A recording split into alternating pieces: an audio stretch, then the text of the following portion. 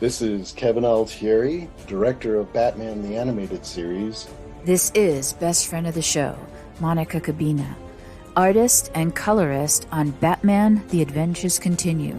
And this is the DCAU Review, hosted by Cal and Liam, streaming at DCAUreview.com and on your favorite podcast app. Welcome, everyone, to another bonus episode of the DCAU Review. I am Liam, and with me, as he always is Cal. Cal, it's another month, and that means another new issue of Batman The Adventures Continue Season 3.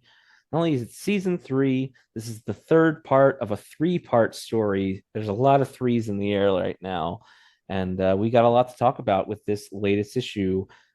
Batman The Adventures Continue Season 3, issue number 5. That is right, Liam. We are continuing with the third part here of Crack Up Part 3. So we are back here. We're wrapping things up with the origins of the straight man. We're figuring out what's going on with Task Force X. The Joker has the Psy helmet. What's it called? The Cyber helmet? Yeah, the Cyber helmet, I believe it's called. The cyber helmet that he's threatening to use, that he's stolen from the government and Dr. Hugo Strange. And we are going to go through, talk a little bit about the plot, and then discuss a little bit about our beautiful artwork this week, Liam, before we wrap it up and go home.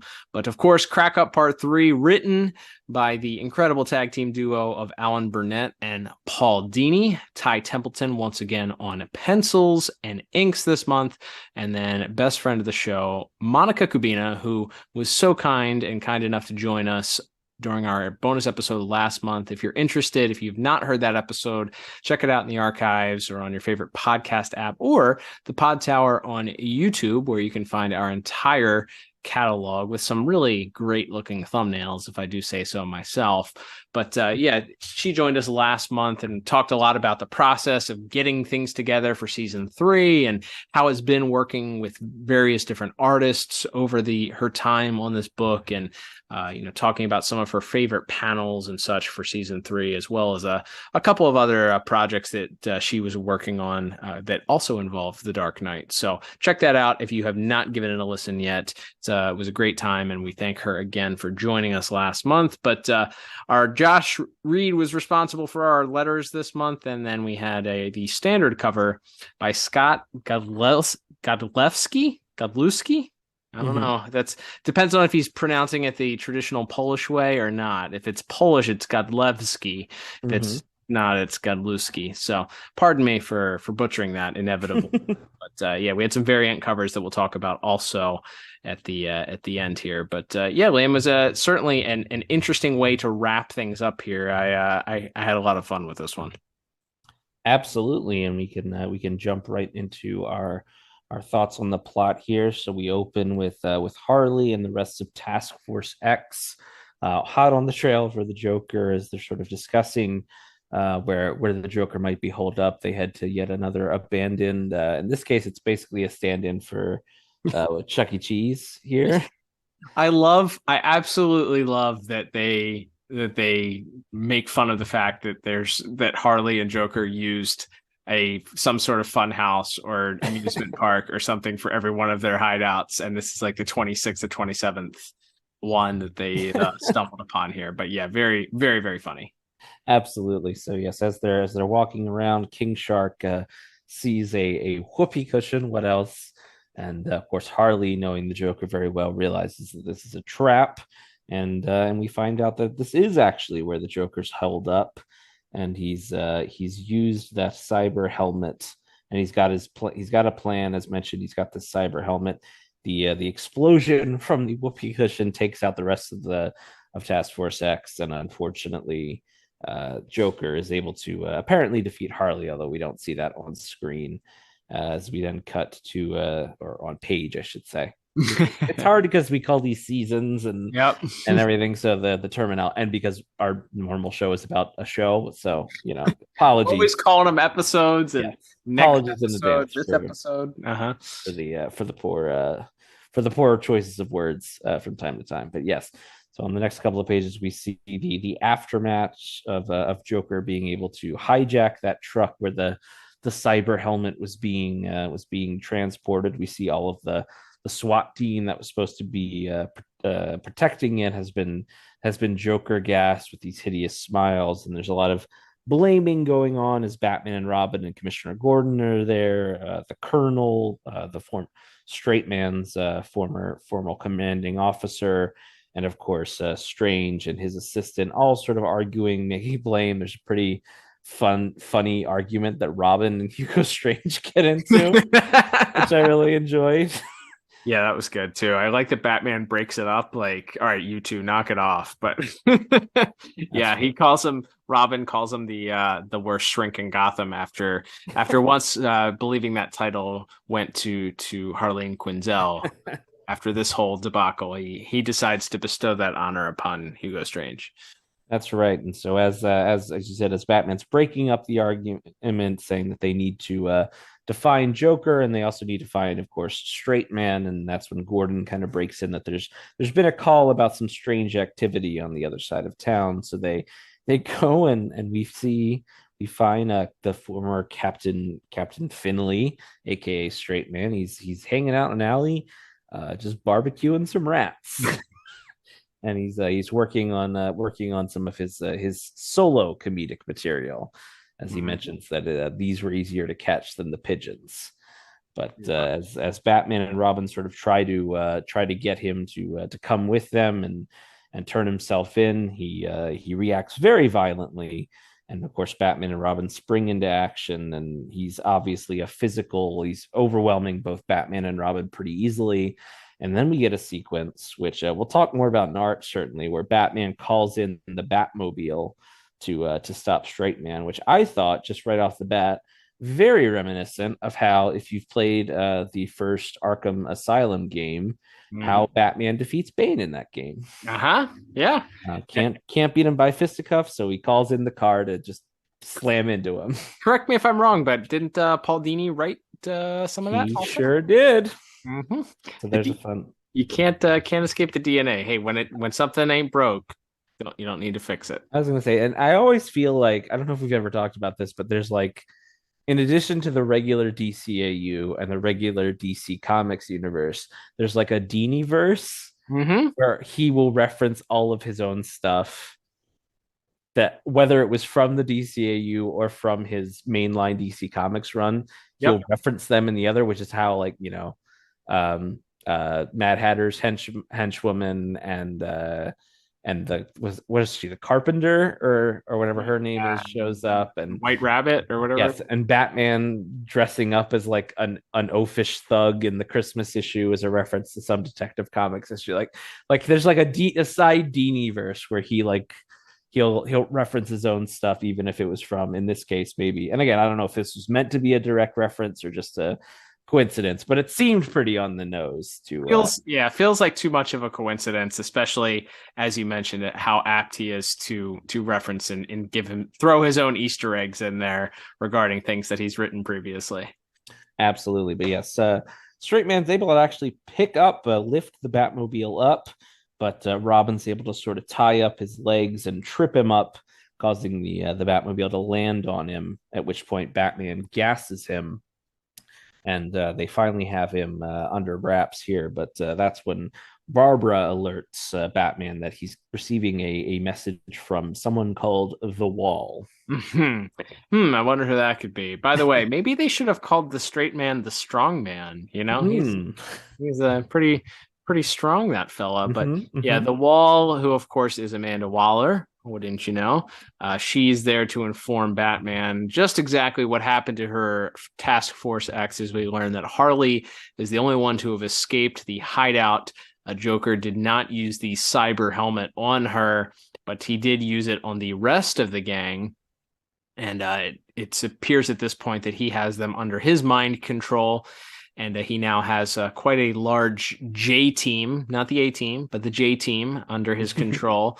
And Batman sort of talks to Waller, asks her about the bombs hidden in their necks, but she says that she's not willing to give Joker the satisfaction by killing them all and blowing up the bombs. So they need to find the Joker in time. Simultaneously, the Straight Man is in the hospital at this point. We learn that the effects of this helmet are beginning to take their toll on him, and he's going to need, the only way for him to recover from this psychic event that is occurring at this point to him is that Hugo Strange needs the helmet once again to sort of guide him through this event that he's having. It's causing seizures and other health ailments. Harley, while Batman and Amanda Waller are talking, manages to escape from her handcuffs and insists that she's going to help Batman. Batman mentions later on that Waller was the one that insisted that she help, and thought that Waller was just doing so that she didn't have to babysit Harley, which I loved. In the meantime, as we mentioned, so not only is Straight Man incapacitated, but he's back at the government facility where he was with Hugo Strange in the prior episode, and I guess the Joker figures that's the only place that he could be at that point, and tracks him down. And the Joker is not alone, as he brings the remainder of Task Force X, as we mentioned, who are now under his complete mind control. And I love the Joker. We'll talk about it when we talk about the artwork in just a moment. But dressed up in full Dwight Eisenhower or General Patton gear. Yeah, it's beautiful. Just absolutely fantastic. I wish we had gotten a close-up shot of him in his general gear. We get one panel that's it's a little bit closer, but we get a lot of far off stuff. But right out of the 1940s or 50s military gear, of the dress greens or whatever it is that the Army had at that time. So really, really funny stuff. So the J team, as he's called them, the rest of Task Force X under his mind control at that point, begin their assault on this government facility and attempt to reclaim the Straight Man. Joker's back to take him back, and Batman has left Batgirl and Robin. Batgirl's first action this season. We've seen Barbara a whole lot, but Batgirl gets her first action of the season as she's there to sort of watch over the Straight Man. First opining that she was left to do babysitting, but then as Task Force X shows up, she realizes that it's not going to be a quiet night for her or Robin. So as the task force attacks, they do their best to stave off those attacks. But unfortunately, the Joker brought a tank. Well, he didn't bring a tank. He's commandeered a tank that was already on the government facility. And the rest of the crew break in pretty successfully and easily. The Joker manages to shoot the Straight Man's former commander in her shoulder. And so as Robin and Batgirl attend to her, he makes his way into the facility and begins placing the cyber helmet back on Straight Man, which is good for a Straight Man in that he needs the cyber helmet. But the Joker is, of course, not going to use it for good to help him. He's going to re-brainwash him as quickly as possible. And meanwhile, we cut back outside as Batgirl and Robin are once again pinned down. Deadshot has a rather large missile launcher, but thankfully, Batman shows up just in time. And but not for long. No celebrating for long, as he has stopped Deadshot. But Katana is about to do her worst with her scimitar to take him down. But just as she's about to attack Batman, she's hit in the neck with a dart, and it's revealed that Harley, of course, is supporting the Bat team. She says that that they could use some laughs, and everybody loves her now once they stop screaming, and and turns around to find no audience there as Batman and the rest of the Bat family have moved on in an attempt to continue to rescue Straight Man, knowing that that's likely where the Joker was headed. And we have our final fisticuffs there as Batman breaks in and the Joker has Strange's assistant at gunpoint and is threatening to shoot her if they don't let him go. But breaking everything up is a very angry Straight Man who manages to muscle up now that he's had his rehabilitation with a cyber helmet and begins attacking the Joker at that point, looking like he's going to do him in for good, but he is at the last moment stopped by his former commander. And we get a sort of a post-credits as we learn a little bit about what's going on with the rest of the Bat family and tie in a couple of loose ends and things that were mentioned earlier on, some cameos and a couple of other fun notes that they add at the end. That's right. So we find out that Hugo Strange was sort of blamed for the whole fiasco, with Waller pulling her Suicide Squad out of the out of danger, out of dodge as soon as Straight Man was no longer a threat.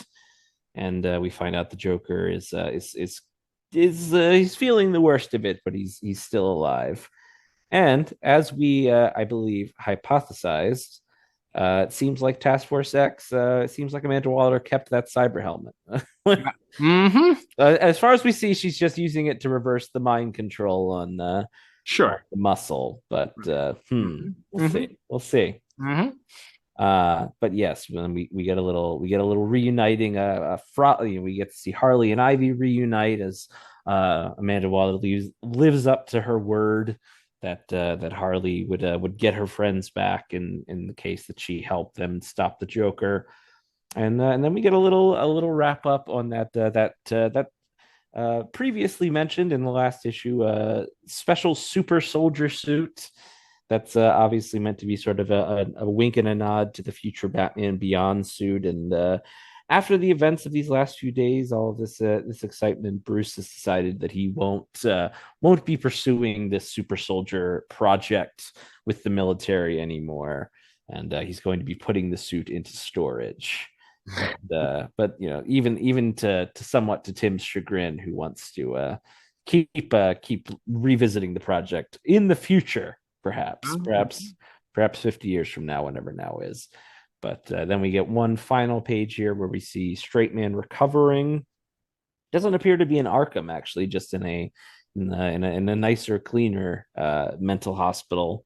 And we see him trying. He's a little bit agitated as the orderly is trying to make a few jokes and get him to laugh, but he doesn't want to laugh. He just wants peace, and as he says, payback. And there's a visual cue here to hammer home what he means by that, as we see sort of the eyes of the Joker in the clouds. But that's a story for another day. Hopefully, maybe one day, another season even. But for today, this crack up storyline wraps up with everything seemingly back to normal, with Straight Man no longer under the Joker's control, but perhaps making some plans of his own for the future. Yeah, I would say that would perhaps be.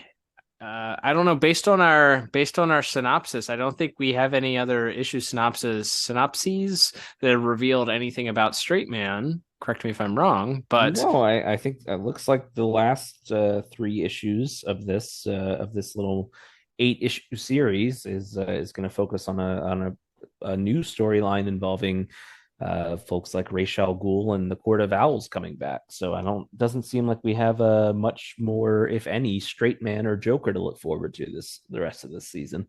So perhaps this is laying the groundwork for season 4. More speculation or other items down the road here. So one can only hope. But yeah, I think as we just kind of put a bow on it here, I really enjoyed this storyline overall. I think a 3-issue arc involving the Joker makes it feel like a bigger event, makes it feel like what would amount to be a 2-parter, probably in an episode, a live action or an animation form rather.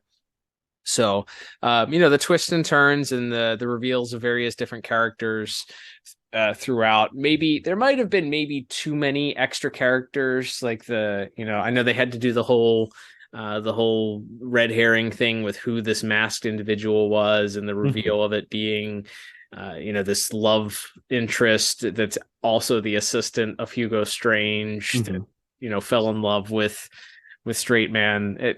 That maybe was a little bit of treading water story-wise, but overall, I think the involvement of Task Force X was fun.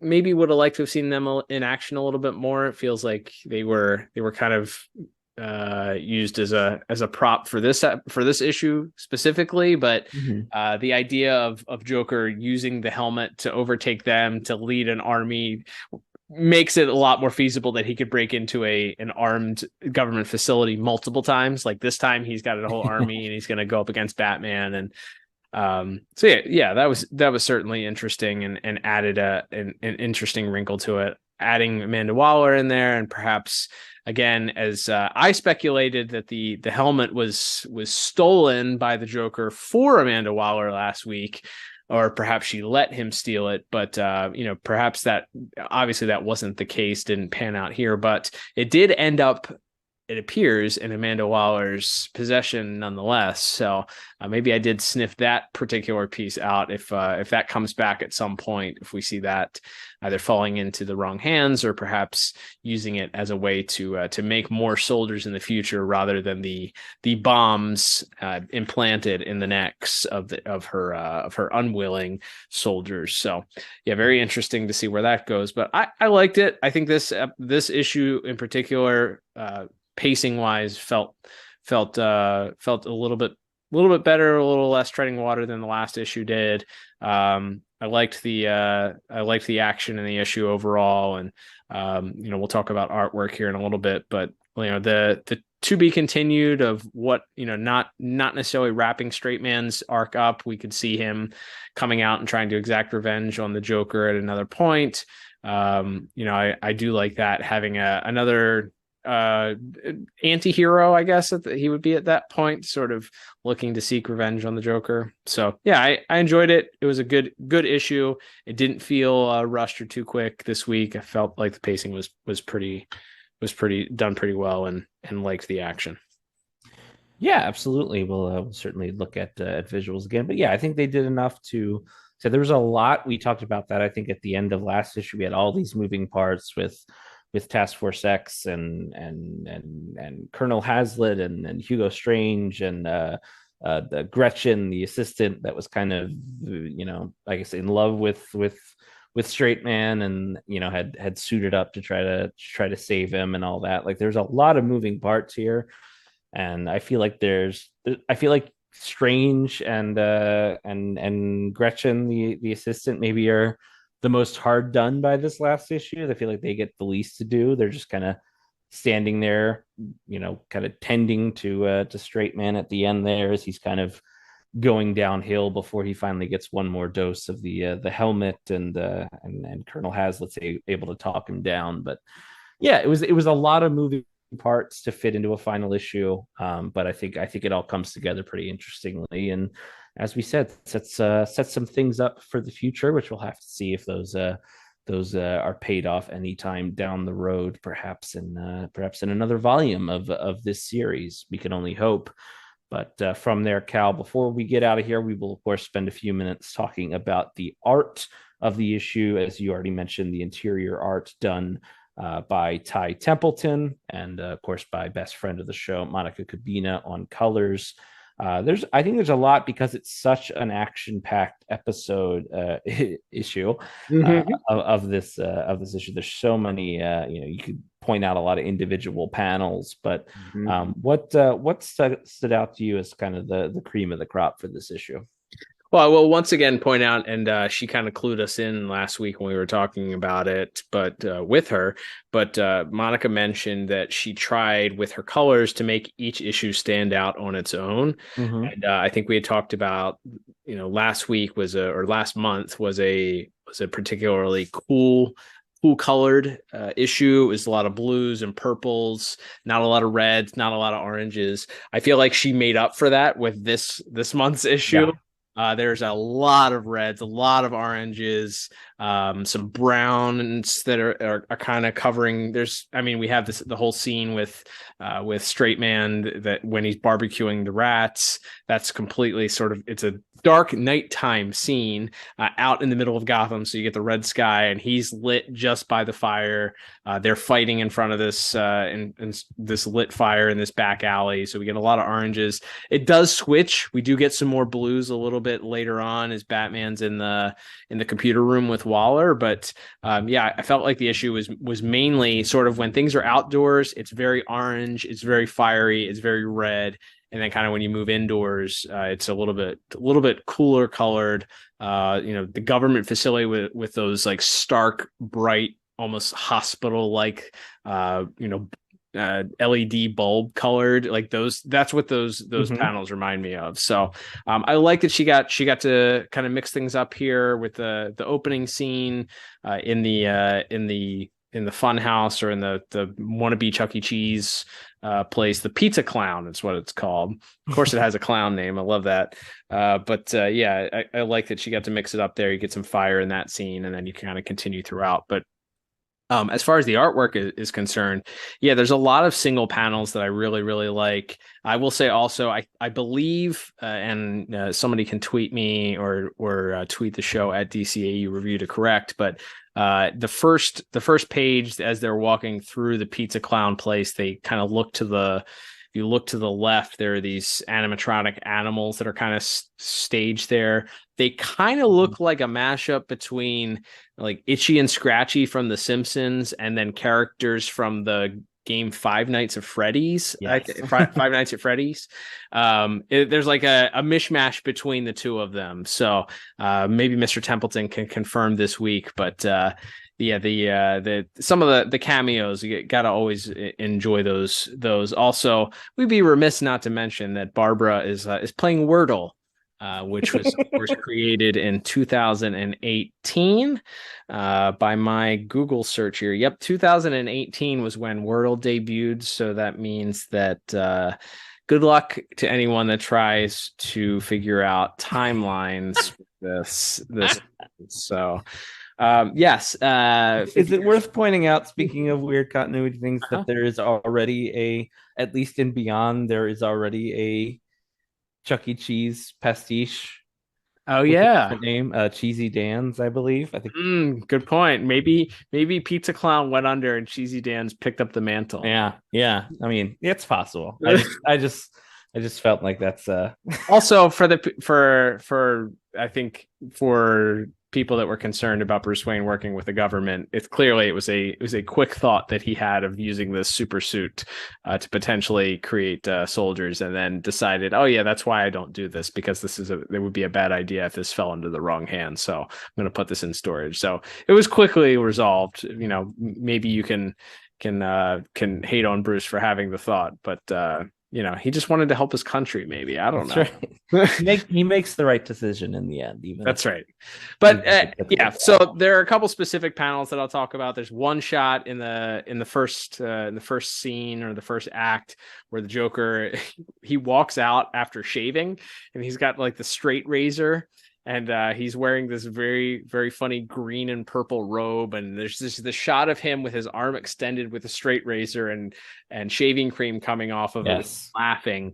And then that's immediately followed up by this haunting look at what appears to be a deceased, based on the conversation that's being had between the individuals at the scene of the crime, deceased member of the government SWAT team. There is the Jokerized SWAT team member is lifelessly staring at you in the very next panel. But I love the way that Straight Man looks in the scene with the barbecue. The shot from like down low of him holding the car up, also holding the Batmobile up, very reminiscent of a panel of Superman, or it could even be a shot from the cartoon of Superman lifting a car over his head.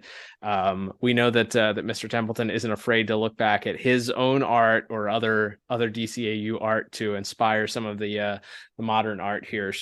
So I do imagine he may have used the Man of Steel as a reference, perhaps for that shot there. But Harley gets a couple of different looks. We've seen several throughout the different issues that she's been in, but she kind of gets her, what is this, 2000 and is this like 2000 and is this Bombshell Harley? Which Harley is this that we kind of get here? 2014 maybe, 2012? Yeah, it's a little reminiscent, I think, of her like Injustice 2 look. Okay. She has like the jacket in that, and I guess she kind of wears that outfit in the most recent Suicide Squad film, the James Gunn Suicide Squad as well. Mm-hmm. So there's definitely feels like it's that era of Harley, which she's got the goggles too on her head. Mm-hmm. I didn't hate it. It's always a little bit striking to see her in a different different costume than the standard, full bodysuit with the pigtails. But obviously this is the metamorphosis of this Harley character, and she doesn't look all that different than the way that she looked out of costume in the Batman and Harley Quinn film. So it matches up fine. But yeah, there's a bunch of those panels, the shot of Batman swinging and knocking over Deadshot as the RPG goes off behind him, and then there's another shot of Batman breaking down the doors to get into the room where the Joker and the Straight Man are in the government facility is another great shot. There's a whole bunch of those you can point to. There's one where Robin is doing the point as Katana is about to attack Batman, and it's just this hand is extending beyond the borders of the one panel. There's just something about that. I love when the character isn't contained by the panel, and Mr. Templeton tends to do that pretty regularly, and with the way that the structure is of the book, it works really well for him. It just gives the scene, I don't know, it gives it more dimension. And I think it's like this scene is not restricted by the black borders of this particular panel. It's just something about that I really enjoy. But I've talked probably now for 10 minutes straight. Is there anything left for you to talk about that you enjoyed? Yeah, I'll just mention. Yeah, we've talked about this a lot since Ty Templeton has come back on the book. But I think the way he uses those extra panels to kind of do sequential storytelling, I think especially in the action beats, I think really helps it feel like, again, we keep talking about how we mistakenly refer to these as episodes instead of comics, but I think that's part of why it works, is that I think those extra panels where you see a little bit more of the action do, you could probably argue that it makes the page look like a little cluttered because there's so much going on, but I think it kind of gives the action in the book, especially like a very kinetic energy. So just like the sequence where we have the page of Batman and Robin trying to fight Straight Man in the alley, we see a larger panel of Batman calling, radioing the Batmobile on his belt, and then we see it rounding the corner, we see it speeding towards it, we see kind of Batman pulling Robin out of the way at the last second, and then it coming into contact with Straight Man and beginning to squeal, and the tires literally burning rubber as he lifts it up, and then the next page of Robin pulling out the rope and tying up his legs to get it to drop on him. So like I said, I've touched on that before, but I thought the way the storytelling is told very sequentially and with a few extra panels, I think actually does help make the action feel a little bit more exciting and kinetic, considering it's a static image, meant to evoke an animated show. I think that works for this style especially.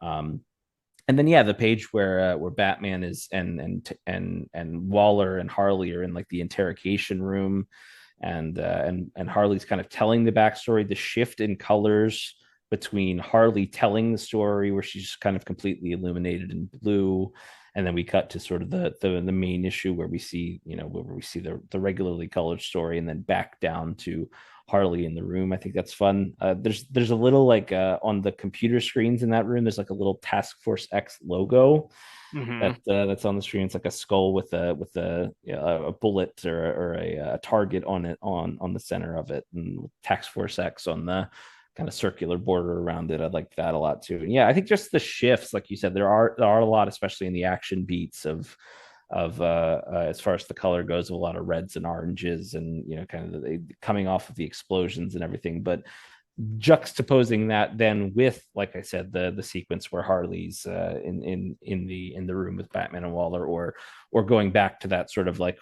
the fluorescent hospital lighting for the and color scheme for the scene at the end where Joker breaks into the hospital room, I think is really good. So a good variety here. And like I said, I just think I think Monica and Ty do such a great job of capturing, of just capturing the essence of an animated moving show into a static image, or several static images in this case. is it's just remarkable, and that their work together is pretty much second to none. So yeah, great to another great outing from our dynamic duo on this to wrap up. And then yeah, as we kind of mentioned already in the plot, but that final shot, we have this like very kind of purplish like brushstroke style sky, and then we see the moon in the previous shot, and then we see it there, but then we also see sort of those sharp sort of triangular Joker eyes forming behind the clouds. I think it's a really really cool way to end the issue there, to let you know, as always, that as the title of the series evokes, that the adventures will continue. So another great job from our dynamic duo this week. And add anything else to that?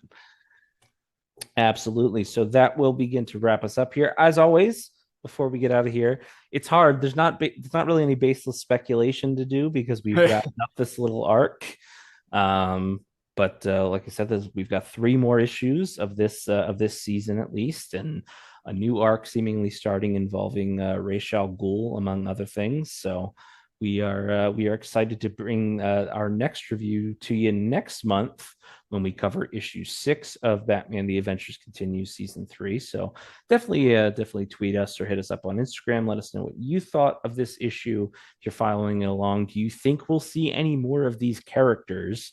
Hugo Strange, the Suicide Squad, Joker, Straight Man, any of these characters back this season? Or will we have to wait for another story in the future? Let us know. You can find us at DCAU Review on Instagram and Twitter.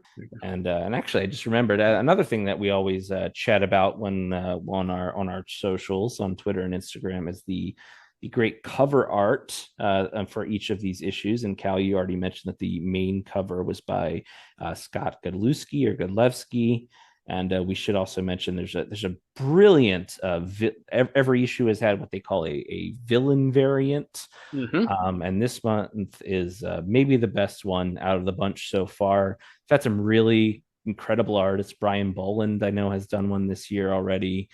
Some other folks who have, I think, done previous covers for the series. But we have the great Francis Manapul did this just incredible Mr. Freeze variant for this month's issue. Obviously doesn't factor into what the story of the issue, but like we said, each issue has had one of these villain variants, which is just kind of an artist's take on one of the villains. So seeing an artist as great as Francis Manapul get a crack at this BTAS style was I thought fantastic. And you're a big Manapul guy anyway, so absolutely, this is like a dream come true. It's kind of like when Bruce Timm and Alex Ross worked together for me. It's just it's like man, things that you would never think to see. But yeah, having Mr. Manapul do such an incredible cover, well worth Googling if you haven't seen it yet, or hey, head over to our Instagram and check it out. It's on there as well.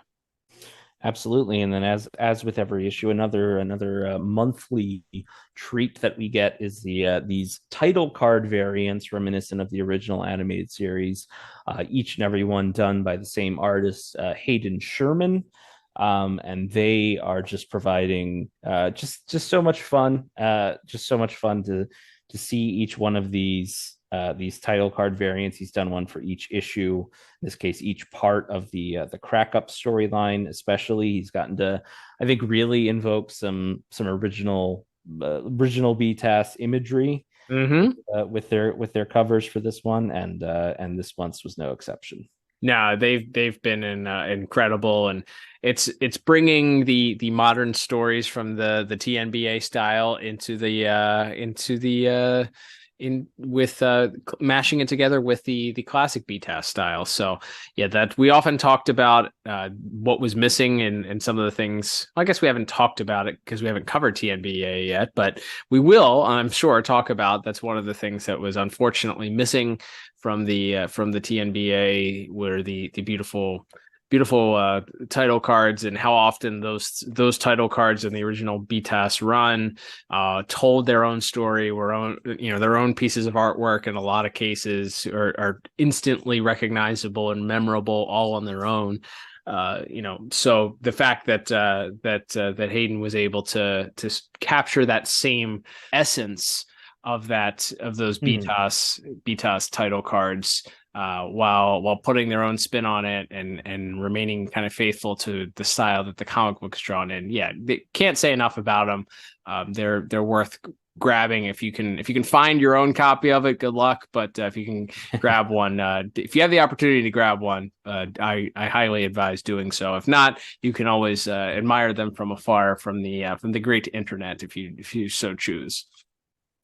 Absolutely, and we should mention that you can follow Hayden Sherman to see a lot of their great work. Does a lot of covers for DC right now. You can follow them at Clean Lined on Twitter and Instagram. So definitely recommend checking them out, and everybody else who again, great job from we probably don't pay enough attention to the covers in these. We're gonna try to make a note to at least mention the big ones each month going forward. But yes, Cal, as we begin to wrap it up, would love, as we said, would love to hear some thoughts from everybody on where they think the story will go in these last few issues, who we think we might see or not see, and what we have to look forward to. But until then, we just want to thank everybody for listening, whether you do so on Google Podcasts, Spotify, Apple Podcasts, or of course on the Pod Tower YouTube channel. Of course, you can head to youtube.com/the Pod Tower, and if you could subscribe there, you'll get every episode that we do, along with every episode of and every a lot of content from of course Watchtower Database. James from that show has his jump on the Bat-Wagon show with his buddy, and we have, of course, lots of other content there from Tim Talk as well. We're starting to put up shorts and stuff on that channel as well, so trying to put some more bite-sized content up there when we can as well. So stuff to check out there. We would appreciate you subscribing to us on whichever platform you prefer. That gives us a help, as does if you can rate us 5 stars or click like or thumbs up, whatever the system is on your individual app. We would appreciate you doing that. And if you have time to write us a review, even if it's 2 sentences long, that does help us out. We do appreciate those who do that. And if you'd like to support us more directly in a monetary sense, there are some links down in the show notes where you can either just do a little buy us a coffee donate button, or you can also, of course, head to our store and pick yourself up a hat or a shirt or something. Again, those links are down in the show notes. But Cal, as we wrap up here, we got a lot to look forward to next month, and I can't wait to get to the next issue. Very excited to see what old Ra's al Ghul has in store for Gotham City, our Dark Knight, and the rest of the Bat family. It's going to be a fun race to the finish here as we get our storyline kicking off that will encompass our final 3 issues of Season 3. Absolutely. Can't wait. But until then, I'm Liam. And I'm Cal. And we'll talk to you soon on another episode of the DCAU Review. Bye-bye.